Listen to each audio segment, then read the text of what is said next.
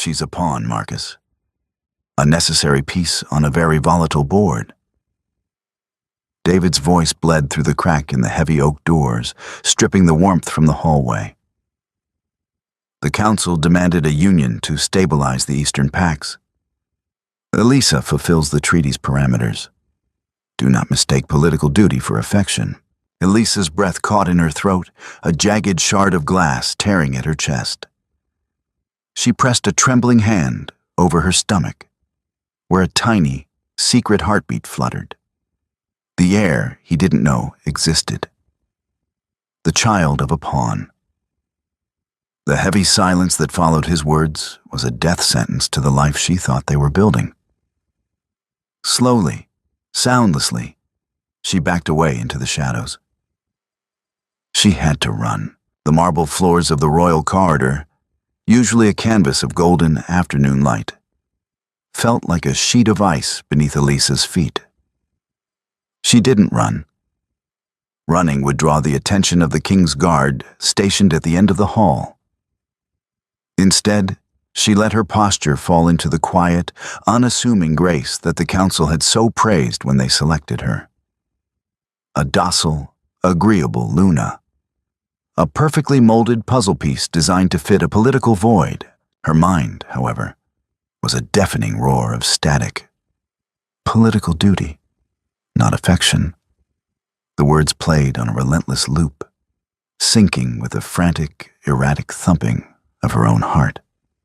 Just hours ago, she had stood in the lavishly appointed bathroom of their shared suite, staring at the two pink lines on a plastic stick. She had spent the entire morning agonizing over how to tell him. She had imagined his rough, calloused hands. Hands that had touched her with such deceiving tenderness under the cover of night, resting over her womb. She had woven a beautiful, fragile tapestry of a family, only for David to set it ablaze with a single, casual sentence in a room full of old, calculating men. Slipping past the heavy mahogany doors of their private wing, Elisa locked the deadbolt behind her. The click was a deafening finality. The suite was suffocatingly beautiful, draped in deep emerald silks and smelling faintly of David's signature scent, cedarwood and rain. It was the scent that used to lull her to sleep, the scent she had buried her face against when the pressure of the court grew too heavy. Now, it smelled like a trap. She moved with a cold, terrifying efficiency. There was no time for tears. Tears were a luxury for women who were safe. She dragged a nondescript leather duffel bag from the back of the walk-in closet, a relic from her life before she was thrust into the glittering cage of the monarchy. What does a pawn take when she leaves the board? She bypassed the velvet-lined drawers, holding the ancestral diamonds. She ignored the silk gowns that had been custom-tailored to make her look like a queen. Instead, she packed thick wool sweaters, durable denim, and comfortable boots. She took her passport, an old driver's license from her days in the outer territories, and every stack of loose cash she had squirreled away from her personal allowance over the past 8 months. Her hands only began to shake when she stood before the vanity mirror. She looked at her reflection. She looked pale, her dark eyes wide and haunted, her skin lacking the usual flush of the bond. Her gaze dropped to her left hand. The Luna's ring, a massive, flawless sapphire surrounded by diamonds, felt like a shackle cutting off her circulation. With deliberate slowness, she twisted the ring off her finger. It left a faint red indentation on her skin. She placed it dead center on the glass vanity top. A silent resignation. I am not a piece on your board anymore, David. She placed a protective hand over her lower abdomen. The child inside her was no larger than a seed, yet it was already the center of her universe. The council would take the baby. If they knew she carried the Alpha King's heir, they would lock her in a gilded tower until the child was born. And then they would raise it to be as cold and calculating as Marcus. As cold as David. I won't let them have you," she whispered, the promise vibrating through her chest. Elisa knew the castle better than the guards realized. During the long, lonely weeks when David was away on diplomatic missions, she had memorized the blueprints in the royal library. She knew about the servants' passage behind the tapestries in the East Wing, a narrow, dusty stone staircase used centuries ago. Throwing the duffel strap over her shoulder, she slipped a heavy wool cloak over her shoulders, pulling the hood deep over her face. Outside, the sky had bruised into a dark, violent purple, and the first heavy drops of a torrential downpour began to lash against the reinforced glass windows. The storm was a gift. It would wash away her scent. She navigated the hidden staircase in pitch blackness, feeling the damp stone walls with her fingertips. Every creak of the floorboards above sounded like a snarling wolf to her hyper-alert senses. When she finally pushed open the iron grate at the bottom, she stepped out into the muddy, rain-slicked grounds near the service garages. The groundskeeper's old, battered truck sat parked by the greenhouse, the keys famously left in the ignition by a man too old to care about protocol. Elisa climbed into the cab, the smell of damp earth and stale tobacco offering a bizarre sense of comfort.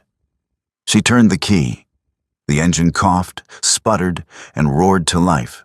As she drove through the service gates, the rain hammering against the windshield in relentless sheets, she allowed herself one final glance in the rearview mirror. The castle loomed against the lightning-scarred sky, a fortress of secrets and lies. She pressed her foot hard on the accelerator, driving into the dark, vanishing into the storm. The air in the council chamber was thick enough to choke on. Alpha King David sat at the head of the long obsidian table, his jaw clenched so tightly his molars ached. For 3 hours, he had endured the thinly veiled threats and condescending advice of the 5 elders. They picked at his borders, they picked at his trade agreements. But mostly they picked at her. She is too quiet. Elder Marcus had sneered, swirling a glass of amber liquid. The packs need a Luna who commands fear, David. Not a frightened doe you scooped out of the provincial territories to satisfy a piece of parchment. It took every ounce of David's immense, terrifying control not to vault across the table and rip Marcus's throat out. His wolf clawed at the inside of his ribs, a violent, possessive beast that demanded blood for the disrespect shown to its mate. But David was a king before he was a wolf. The Eastern Pacts were on the brink of rebellion. If the council sensed for a single second that Elisa was his weakness, that he loved her with a desperate, all-consuming fervor that defied logic, they would use her against him. They would target her. So, he had played the game. He had leaned back, masked his aura in ice, and delivered the lie that would keep her safe. She's a pawn, Marcus.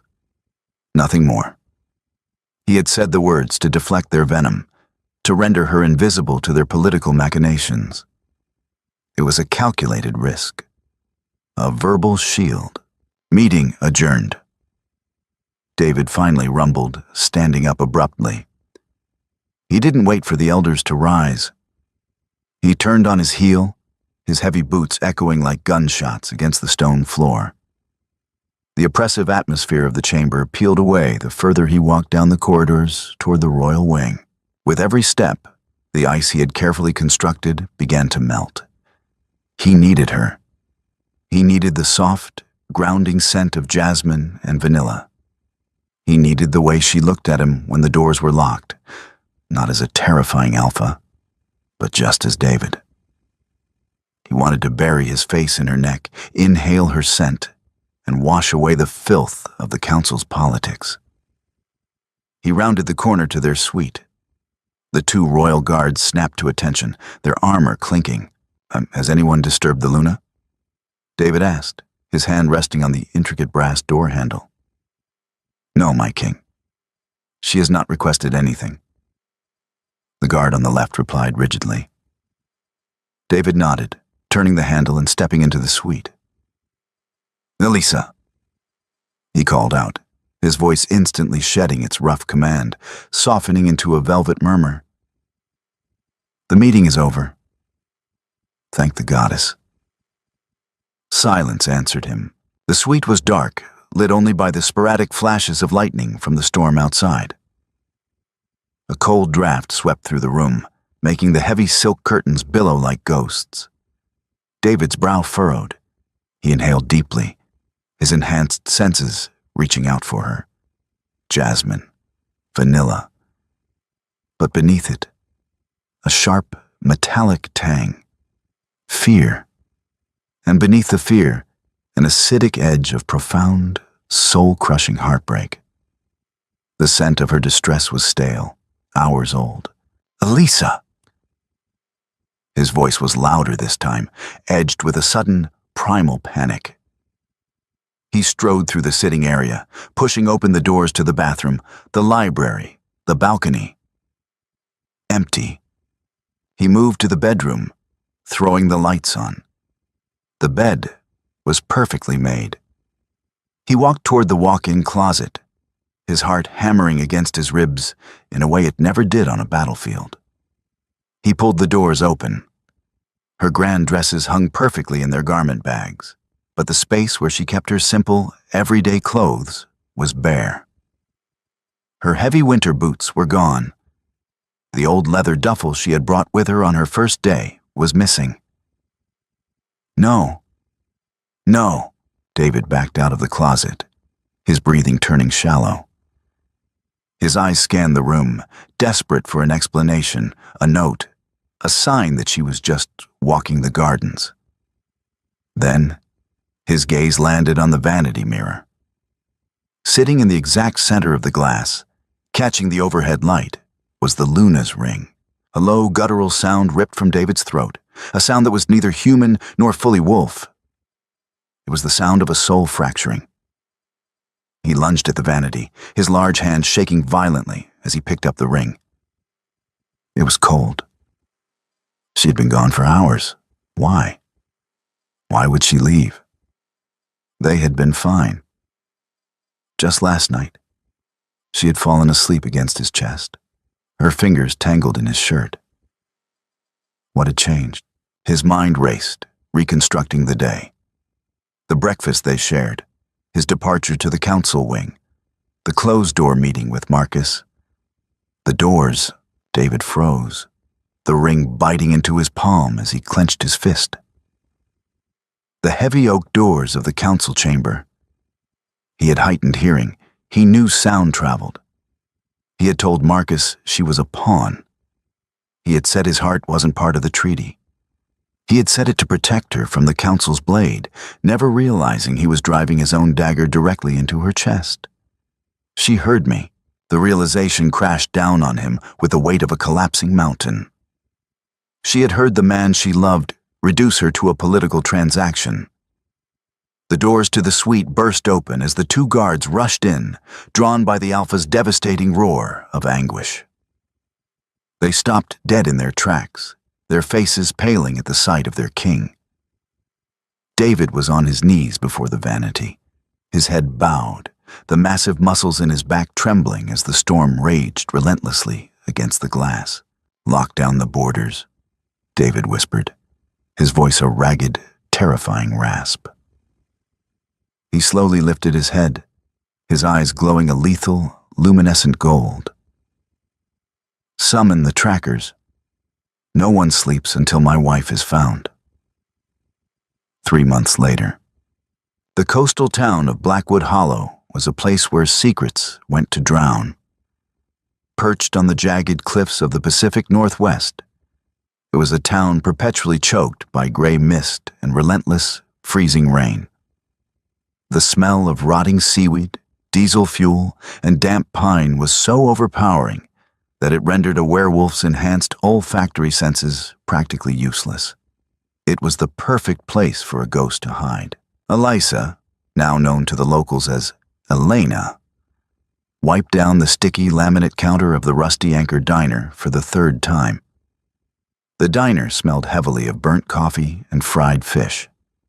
a foul combination that made her stomach churn, though she welcomed the nausea. The overpowering grease was the best camouflage money could buy. She paused, pressing a damp towel against the back of her neck, and let out a slow exhale. Underneath her oversized, stained flannel shirt and the heavy canvas apron, her stomach formed a distinct, undeniable curve. 5 months. The baby was growing fast, strong, and active. Just moments ago, a sharp little kick against her ribs had nearly made her drop a stack of ceramic mugs. Every time the baby moved, a bittersweet pang echoed in her chest. It was a constant reminder of the life she had fled, and the terrifying, beautiful responsibility she now carried alone.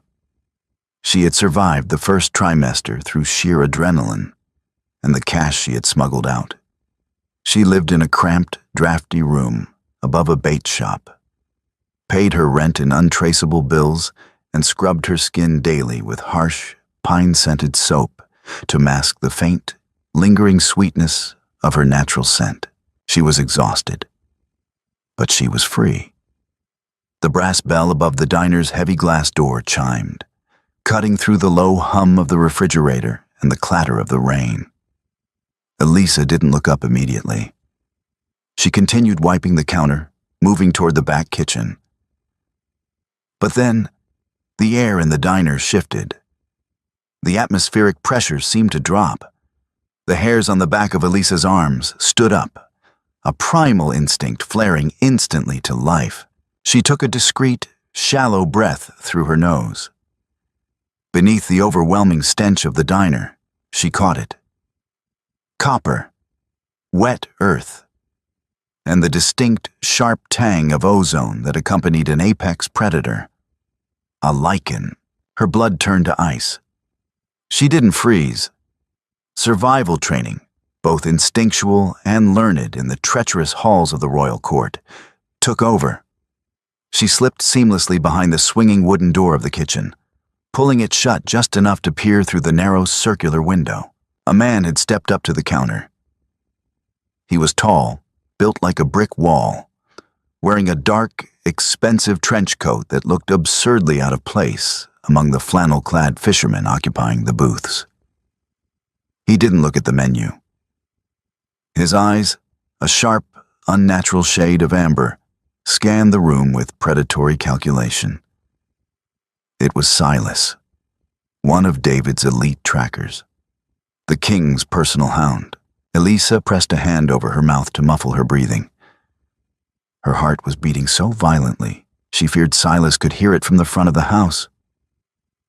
Why was he here? How had he tracked her through the storm, across state lines, into a neutral, human-dense territory? Coffee. Black. Silas rumbled as old man Jenkins, the diner's owner, hobbled up to the register. Coming right up, stranger. Nasty weather to be passing through, Jenkins said, pouring the sludge into a paper cup. You lost? Looking for someone, Silas said, his voice flat, devoid of human warmth. He reached into the inner pocket of his trench coat and pulled out a sleek tablet. He tapped the screen and slid it across the counter toward Jenkins. A woman. Dark hair, brown eyes, about 5'5". She would have arrived in the area roughly 3 months ago. Elisa closed her eyes, pressing her back against the cold stainless steel refrigerator in the kitchen. She grabbed a handful of raw coffee grounds from a nearby bin and rubbed them frantically onto her neck and wrists, desperate to bury any microscopic trace of her jasmine scent. Jenkins squinted at the screen. Elisa's chest tightened. If Jenkins recognized her, if he pointed to the back room, she wouldn't even have time to make it to the alley door. Silas was too fast. Pretty girl, Jenkins muttered. But we get a lot of drifters up this way. Transients looking for cannery work. Face doesn't ring a bell. You a cop? Private security, Silas lied smoothly. He took the coffee, leaving $100 bill on the counter. He didn't ask for change. If she comes through, call the number on the screen. There's a $50,000 reward for information leading to her safe return. $50,000. A fortune for anyone in this town. Elisa's stomach plummeted. David wasn't just looking for her. He was tearing the world apart to drag his pawn back to the board. Silas turned toward the door, but paused. He tilted his head slightly, his nostrils flaring as he took a deep breath of the diner's stagnant air. Elisa stopped breathing completely. Her hand instinctively shielded her rounded belly. For 3 agonizing seconds, Silas stood frozen, his predatory senses sifting through the grease, the fish, and the rain. Then the bell chimed again as a group of loud, wet loggers barged in, overwhelming the space with the smell of wet dog and cheap beer. Silas's focus broke. He pushed past them and disappeared into the storm. Elisa let out a ragged, silent sob, sliding down the refrigerator until she hit the linoleum floor. She was safe for the moment, but the illusion of Blackwood Hollow was shattered. Silas was in the town. David's net was closing in. She looked down at her stomach, her jaw setting in a fierce, terrified line. She couldn't stay here tonight. She had to run again. But this time, she was running out of places to hide. The room above the bait shop was little more than a slanted roof and a cot. But for 3 months, it had been a sanctuary. Now, it felt like a trap waiting to spring. Elisa burst through the flimsy plywood door, her breath coming in ragged, painful gasps. The baby, agitated by her sudden spike in adrenaline, rolled heavily against her ribs, sending a sharp ache through her abdomen. "I know, little one, I know." "We have to go," she whispered, her hands flying methodically across the tiny space. She abandoned the few comforts she had acquired, a thick quilt, a small space heater, and shoved only her remaining cash, her false identification, and 2 changes of clothes into her leather duffel. Silas was a bloodhound, a rare lichen genetic offshoot whose tracking abilities were legendary. If he was in Blackwood Hollow, he was already sweeping the grid. The diner had bought her minutes, not hours. She couldn't use the bus terminal. That was the first place a tracker would lock down. She couldn't buy a car. The registration process, even forged, left a digital footprint David's tech division would instantly flag. There was only one way out of a town, wedged between impassable mountains and the ocean: the harbor. Elisa pulled her wool hood down, stepping out into the torrential freezing rain. The storm that had been her ally on the night she fled the capital was now a brutal adversary, chilling her to the bone. She navigated the back alleys, slipping on slick cobblestones, her arm wrapped protectively around her swollen belly. The docks were a chaotic symphony of groaning wood, crashing waves, and shouting deckhands. Commercial fishing vessels were making their final preparations to beat the worst of the incoming gale. Elisa zeroed in on a rusted, hulking trawler named the Iron Maiden. It was an unregulated, independent vessel, the kind that dealt in cash and asked 0 questions. She approached the captain, a grizzled, imposing man shouting orders over the roar of a diesel engine. "I need passage to Seattle," Elisa shouted, her voice trembling but her gaze unyielding. The captain looked her up and down, taking in her drenched clothes and the undeniable curve of her pregnancy. He scoffed, wiping oil from his hands. "We ain't a passenger ferry, sweetheart. It's a rough ride. Not a place for a woman in your condition. Insurance liability." Elisa didn't argue. She unzipped the top pocket of her duffel, pulled out a thick stack of $100 bills, and shoved them against his chest. $3,000. Cash. I'll sleep in the cargo hold. You never saw me. The captain stared at the money, then at her desperate, haunted eyes. The unspoken rule of the docks was survival, and $3,000 covered a lot of fuel. He snatched the bills, tucking them into his heavy coat. "Bottom deck, past the ice machines. Keep out of my crew's way, and if you go into labor, you're on your own." Elisa nodded quickly, scrambling up the wet metal gangway. She descended into the dark, freezing bowels of the ship. The stench of raw fish, ammonia, and diesel was suffocating. But it was perfect. No wolf, not even Silas, could trace a scent through this biohazard of odors. She huddled in a dark corner behind a stack of empty crates, pulling her knees to her chest as the massive engines vibrated to life. Above deck, the crew yelled for the mooring lines to be cast off. Suddenly, a heavy rhythmic thud echoed on the metal decking above. Elisa's blood ran cold. The vibration wasn't a deckhand's boot. It was the heavy, calculated stride of an apex predator. Silas. "Harbor Master says you're leaving early, Captain." Silas's deep, emotionless voice bled through the grated ceiling directly above Elisa's head. "Storm's turning. Gotta beat the swells," the captain grunted. "State your business, stranger. We're casting off. Looking for a runaway. Dark hair, brown eyes. Might be trying to buy her way off the grid." Elisa pressed her hands over her mouth, squeezing her eyes shut. She was trapped in a steel box. If Silas stepped down into the hold, there was nowhere to run. She forced her heart rate to slow, employing the deep breathing meditative techniques David had taught her to calm her anxiety during council galas. The memory of his hands guiding her breath felt like a physical blow. "Ain't seen no girls, pretty or otherwise," the captain replied, his voice gruff. "Just my ugly crew. Now get off my deck before I have my boys toss you overboard. I got crab quotas to meet." A torturous silence stretched above. Elisa could picture Silas, his amber eyes scanning the deck, his nostrils flaring. But the combination of the freezing rain, the overwhelming stench of the catch, and the captain's aggressive human ignorance was an impenetrable wall.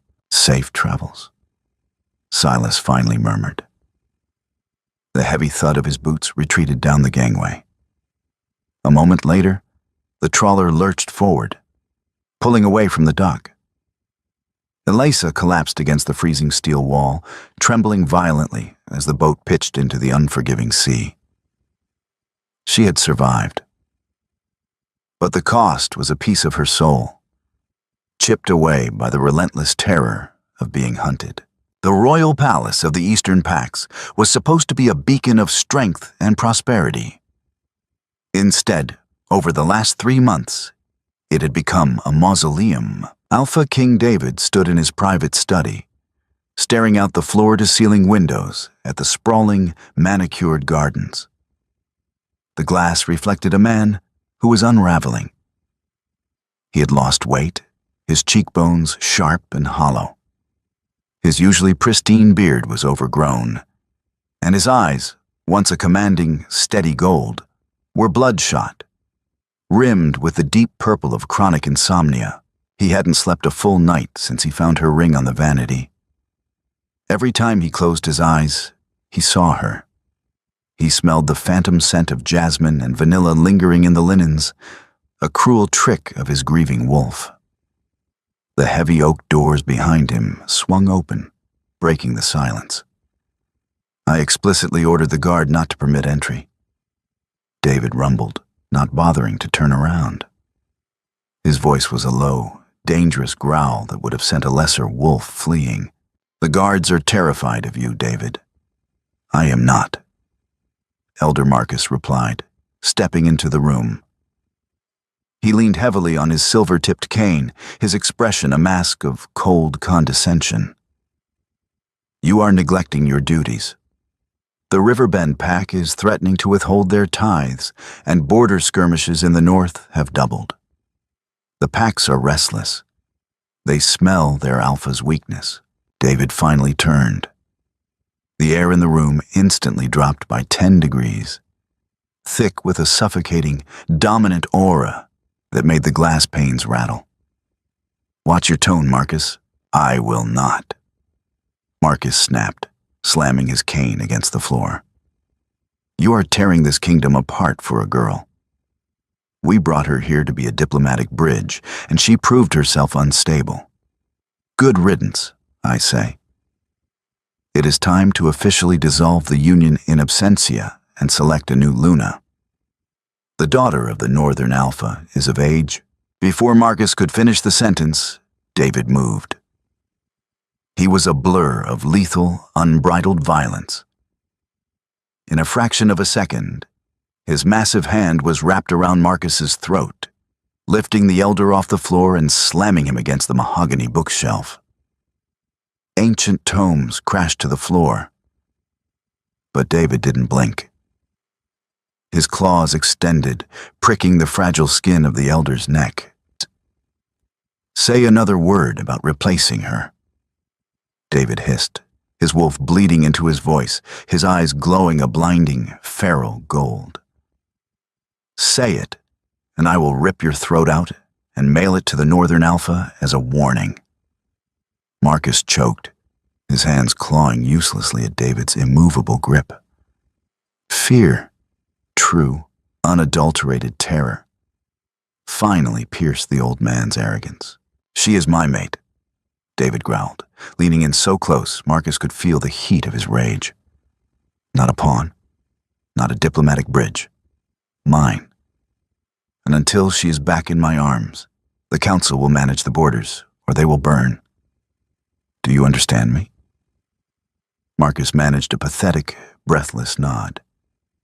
David released him in disgust. The elder crumpled to the floor, gasping for air, rubbing his bruised neck as he scrambled out of the room like a frightened rat. David stood amidst the fallen books, his chest heaving, his hands trembling with the effort it took not to finish the kill. He was losing control. Without his mate to anchor him, the primal, violent instincts of his lichen blood were overriding his humanity. The encrypted cell phone on his desk vibrated, a harsh, buzzing interruption. David snatched it, pressing it to his ear. Only 3 people had this number. "Speak. It's Silas." The voice crackled through the secure line. "I found a trail." David's heart stopped. The crushing weight that had sat on his chest for 90 days fractured.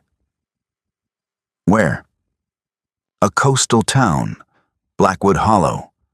A diner owner matched her description, operating under the name Elena. "I caught a microscopic trace of her scent on the back door." Silas paused, the sound of howling wind bleeding through the speaker. "But I lost her. She made it to the docks before I could lock on. The storm washed the rest away. I'm reviewing harbor security footage now, but half the cameras are dead from the weather." "She was there," David breathed, running a trembling hand through his hair. A bizarre mixture of overwhelming relief and terrifying desperation flooded his veins. She was alive. She was out there. "Do you want me to mobilize the regional packs to sweep the coastline?" Silas asked. "No," David said instantly. Involving the regional packs meant involving the council. If the council found her first, they would lock her in a secure facility and use her to leverage his compliance. He wouldn't let them near her. "Recall your men. Fall back to the capital." "Alpha, we have the scent. If we stop now..." "I said fall back, Silas." David's voice was absolute, stripping away the feral madness and replacing it with lethal, cold precision. He walked toward his closet, pulling down a heavy, tactical jacket. "I'm coming out there. I will hunt her down myself." Seattle was a sprawling labyrinth of concrete, neon, and perpetual drizzle. For a fugitive, it was perfect. There were millions of heartbeats, millions of overlapping scents, and an endless network of subterranean human activity. It had been 6 weeks since Elisa escaped Blackwood Hollow. She was now approaching her 7th month of pregnancy, and the physical toll was becoming impossible to ignore. She had found a cash-in-hand job sweeping floors at an all-night laundromat and rented a tiny, damp basement apartment in a neglected neighborhood. But hiding was no longer her biggest problem. The baby was. Elisa sat on the edge of an examination table in a dimly lit, underground medical clinic that catered to those who couldn't afford questions. The paper beneath her crinkled as she adjusted her posture, trying to ease the sharp, burning ache in her lower back. Dr. Aries, a tired-looking human physician with graying hair and a stained white coat, frowned as he stared at the grainy black-and-white monitor of the portable ultrasound machine. The rhythmic whoosh, whoosh, whoosh of the baby's heartbeat filled the small room. "I don't understand," Dr. Aris muttered, adjusting the transducer on Elisa's gel-slicked belly. He tapped the screen. "Elena, are you absolutely certain about your dates? You said you are 26 weeks. "Yes," Elisa lied smoothly. She was exactly 28 weeks, but lichen pregnancies accelerated in the 3rd trimester. "Well, the bone density imaging here is highly irregular," the doctor said, his brow furrowing deeper. The femur length and cranial development look closer to 34 weeks. And the heart rate? It's resting at 190 beats per minute. That's dangerously tachycardic for a human fetus.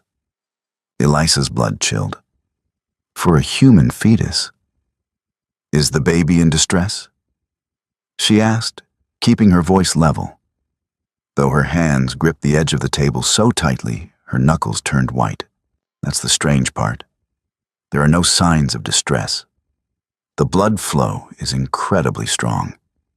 "Abnormally strong," Dr. Aris muttered, pulling a medical journal from a nearby counter.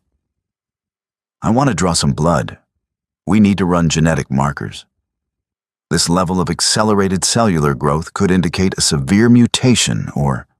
"No." Elisa sat up abruptly, grabbing a paper towel to wipe the cold gel from her stomach. "No needles, no tests. We're fine. Elena, please listen to me.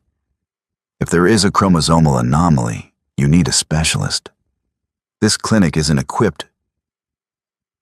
"How much do I owe you for the ultrasound?" She interrupted, her voice hardening with the authority of a Luna she thought she had left behind. She pulled her oversized sweater down, her protective instincts flaring. The doctor sighed, recognizing a wall he couldn't break. $50. "But I strongly advise..." Elisa tossed a crumpled $50 bill onto the counter and walked out the door before he could finish. The Seattle air was biting as she stepped out of the clinic into a narrow, trash-strewn alleyway. The rain had paused, leaving a thick, suffocating fog rolling off the Puget Sound. She hugged her coat tightly around her protruding stomach, her mind racing. The baby was developing too fast. The lichen traits were manifesting strongly, and she had no pack doctor to guide her, no safe place to give birth without raising alarms. She took 3 steps down the alley before a terrifying realization hit her. The hairs on the back of her neck stood up. The air suddenly felt dense, vibrating with a low, oppressive frequency. She stopped. The shadows at the end of the alley shifted. A man stepped into the dim light of a flickering street lamp. He was disheveled, his clothes torn and stained with grime. But it was his eyes that made Elisa's heart stop. They were glowing a sickly, pale yellow. A rogue. A wolf without a pack, driven half-mad by isolation. He wasn't looking at her face. He was staring directly at her stomach, his head tilted as if listening to a song only he could hear.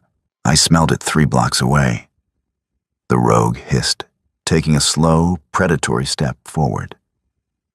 His voice was a wet, guttural rasp. I thought I was hallucinating. The aura, it's suffocating. Elisa backed up, her hand instinctively reaching for the heavy pepper spray in her pocket. A pathetic defense against a werewolf. But it was all she had. Get away from me. A human carrying a wolf. The rogue laughed, a broken, terrifying sound. No, not just a wolf. I can feel the dominance pressing on my lungs. You're carrying an alpha, a pure blood. Elisa's breath hitched. The baby wasn't just developing quickly. As the heir to the strongest alpha king on the continent, the child's dormant power was waking up. The baby was emitting a latent lichen aura, a scentless, energetic beacon that any sensitive wolf nearby could feel. She wasn't just hiding herself anymore. She was carrying a lighthouse in the dark. An alpha pup. The rogue sneered, his claws extending with a sickening snick as he crouched, his muscles coiling to spring. Do you know what the black market would pay for royal blood? Or what the rival packs would give to extinguish David's line before it's born? Elisa pressed her back against the damp brick wall of the clinic. There was nowhere to run. The horrifying truth crashed down upon her. David wasn't the only monster hunting her. And without him, she had absolutely no way to protect his child. The rogue's muscles coiled like thick, rusted springs beneath his ruined clothes. He didn't see a woman. He saw a prize. A biological gold mine that could buy him his way back into a pack, or at the very least, fund a lifetime of oblivion. Elisa didn't wait for him to strike. Survival instinct, honed by 6 months of solitary terror, overrode her paralyzing fear. As the rogue lunged, his jaw unhinging to reveal a set of lethal, yellowed fangs, Elisa thrust her arm forward and depressed the trigger of the heavy-duty pepper spray directly into his eyes. A stream of caustic orange liquid hit the wolf's face. The rogue shrieked, a horrifying, high-pitched sound that echoed off the damp brick walls. He thrashed blindly, his massive claws raking through the empty air. One heavily muscled arm caught Elisa's shoulder, a glancing blow, but with the force of a battering ram. The impact lifted her off her feet. She twisted midair, throwing her arms over her stomach to take the brunt of the fall on her back and shoulder. She hit the wet asphalt hard. The breath vanished from her lungs in a sharp, agonizing hiss. "You bitch!" The rogue roared, rubbing his burning eyes, his vision clearing just enough to lock onto her form writhing on the ground. He took a heavy, murderous step toward her. "I'll carve the pup out myself." Elisa scrambled backward, the rough gravel tearing at the palms of her hands. She couldn't breathe. The baby kicked violently against her ribs, sensing its mother's mortal panic. This was the end. After everything, she was going to die in a filthy alleyway. Her child stolen by a monster. Then, the atmospheric pressure in the alley simply ceased to exist. It was as if all the oxygen had been sucked into a vacuum. The flickering street lamp overhead burst in a shower of sparks, plunging the space into near-total darkness. A low, vibrating hum resonated through the concrete beneath Elisa's hands, a frequency so deep and terrible it rattled her teeth. The rogue froze, the feral madness draining from his posture in a fraction of a second. He whirled around, staring toward the mouth of the alley. He didn't snarl. He whimpered. A silhouette detached itself from the thick Seattle fog. David didn't walk. He stalked. He was no longer a king in a tailored suit. He was a primordial force of nature, his aura rolling off him in suffocating, invisible waves of pure, undiluted lichen dominance. His eyes were not their usual amber. They were burning, luminescent gold, shedding actual light into the darkness. Alpha, the rogue choked out, taking a stumbling step backward. He dropped to his knees, his hands trembling. I didn't know she was yours. I just smelled the pup. David didn't speak. He moved faster than human eyes could track. There was a sickening, wet crunch. Elisa clamped her hands over her ears and squeezed her eyes shut. She didn't want to see. She didn't want the image of the violence to burn into her brain. A heavy thud followed, and then absolute terrifying silence, save for the rhythmic patter of the rain starting to fall again. Elisa? The voice was a ragged, broken gasp. The monstrous aura evaporated instantly, replaced by the familiar, heartbreaking scent of cedarwood and rain. Elisa opened her eyes. David was kneeling 2 feet away from her. The rogue was gone, a crumpled mass of shadows near the dumpsters. David's hands, stained with blood, hovered in the air between them, trembling so violently he looked as though he were freezing to death. He took in her disheveled hair, the scrape on her cheek, the terror in her wide brown eyes. And then, his gaze dropped to her stomach. The oversized sweater had ridden up during the fall, clearly revealing the undeniable, heavy curve of her 7-month pregnancy. David stopped breathing. His golden eyes widened, the fierce alpha completely stripped away, leaving only a stunned, shattered man. He stared at her abdomen as if he were looking at a ghost, at a miracle he couldn't comprehend. "A baby," he whispered, the words barely making it past his lips. "You're carrying my child."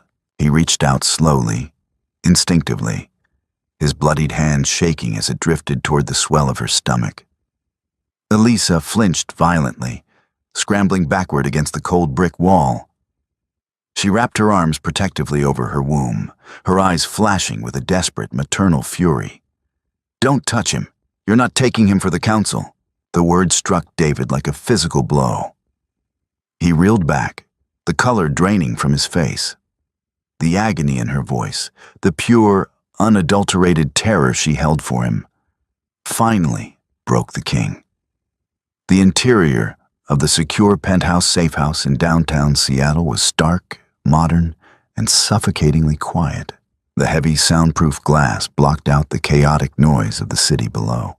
Elisa sat perched on the edge of a pristine white leather sofa, holding a warm cup of tea she hadn't taken a single sip from. She had allowed David to bring her here only because her adrenaline had crashed, leaving her too physically exhausted to run, and because the protective detail of elite Lycan guards stationed at the doors meant no other rogue would ever get close. David stood on the opposite side of the room, near the unlit fireplace. He had scrubbed the blood from his hands, but the stain of the night still clung to him. He looked ragged. The sharp, commanding alpha king she remembered was gone, replaced by a man hollowed out by months of grief. "Let Dr. Aris come up," David said, his voice a low, gravelly plea. He hadn't moved closer to her since the alley. "Just to check the baby.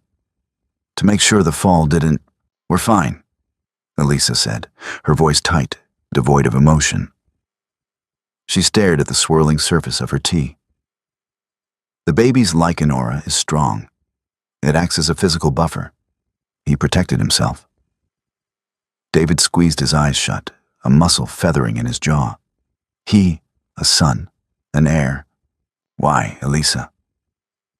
The question ripped from his chest, ragged and desperate. "Why did you leave? I tore the continent apart looking for you. I thought you had been kidnapped. I thought you were dead. Why would you run into the cold, pregnant and alone?" Elisa finally looked up. The anger she had carefully banked for 6 months flared to life, burning away her exhaustion. "Because I didn't want to be a piece on your board anymore. she said, her voice trembling but fierce. I didn't want my child to be raised by a man who saw his mother as nothing more than a necessary treaty parameter. David froze, his brow furrowing in deep confusion. What are you talking about? I heard you, David. A single tear escaped, cutting a hot path down her cheek. 3 months ago, outside the council chambers, I was coming to tell you about the baby, and I heard you tell Marcus that I was just a pawn, that there was no affection, just political duty. The silence that followed was absolute. David stared at her, the blood rushing from his head. The memory of that wretched meeting crashed over him. The sneering faces of the elders, the thinly veiled threats against her life, if she proved to be a distraction. Slowly, David's legs gave out. He sank to his knees on the hardwood floor, the physical distance between them suddenly feeling like an ocean. He buried his face in his hands, a jagged, agonizing sob tearing from his throat. Elisa stiffened. She had never seen David cry. Not when his father died, not during the border wars. The sheer, naked devastation in his response unnerved her. Elisa, he gasped, lifting his head. His eyes were red, overflowing with unshed tears. You heard the shield, not the sword. She frowned, her grip tightening on the mug. What? The council hates you, David said, his voice cracking. They hate that you aren't from a pure, aristocratic bloodline. Marcus wanted you gone. He was pushing to have you removed, permanently. The only thing keeping you alive in that castle was their belief that you were a tool I controlled. He crawled forward, stopping just short of her knees, looking up at her with a vulnerability that stripped away every lie they had ever lived. If they knew you were my heart, he whispered, his voice breaking. If they knew that I loved you so completely, so desperately, that I would burn the entire Eastern Territory to the ground just to keep you warm. They would have used you to break me. They would have assassinated you. Elisa stopped breathing. The teacup trembled in her hands. I lied to them to protect you, David confessed, his tears finally falling. I called you a pawn to make them look away from you. And in doing so, I drove you into the dark. I almost killed you both. The moral weight of his confession hung heavy in the air. The toxic Game of Thrones had demanded a sacrifice, and David had offered up his own truth, never realizing the collateral damage it would inflict on the woman he was trying to save. Elisa stared at the broken king kneeling before her. The cold, icy wall she had built around her heart over the last 6 months cracked, the bitter resentment melting under the blinding heat of his agonizing truth. The silence stretched, no longer toxic, but profoundly healing. Elisa slowly set the teacup on the glass coffee table. She looked down at David, seeing past the crown, past the alpha, straight to the man who had torn himself apart to keep her safe. She reached out, her hand trembling, and brushed her fingertips against his overgrown beard. He leaned into her touch instantly, closing his eyes, a shuddering breath escaping his lungs. You should have told me, she whispered, her voice thick with emotion. You shouldn't have carried the politics alone.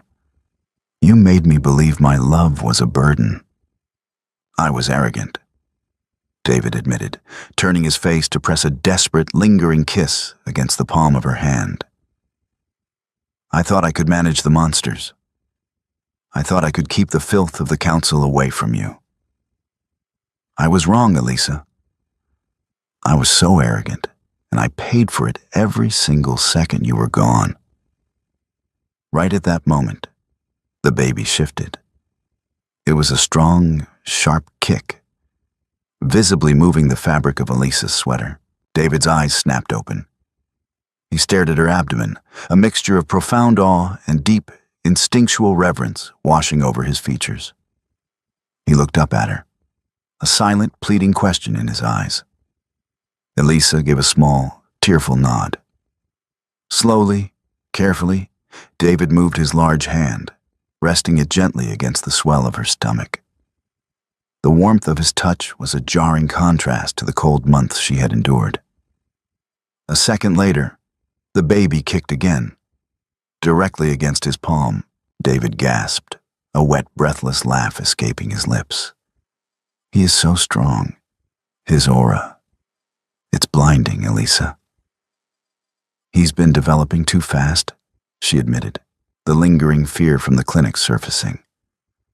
The doctor said his lichen traits are accelerating. He is an alpha heir. He senses the danger. He's trying to grow fast enough to protect his mother. David murmured, his thumb gently stroking her stomach. He looked up at her, his golden eyes solidifying with a new, terrifying resolve. But he won't have to anymore. I am here. The storm that had chased Elisa into the dark had finally broken, leaving behind a hard, undeniable clarity.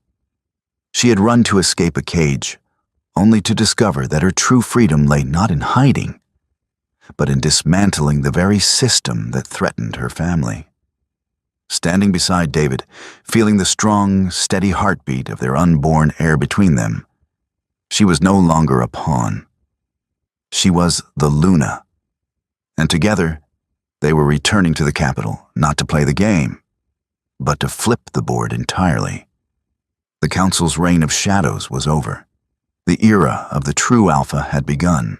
Thank you for reading this thrilling, dramatic journey. If you felt the tension and loved the twists in David and Elisa's story, please drop a like, share this tale with your fellow romance and drama lovers, and subscribe for more pulse-pounding, emotional stories.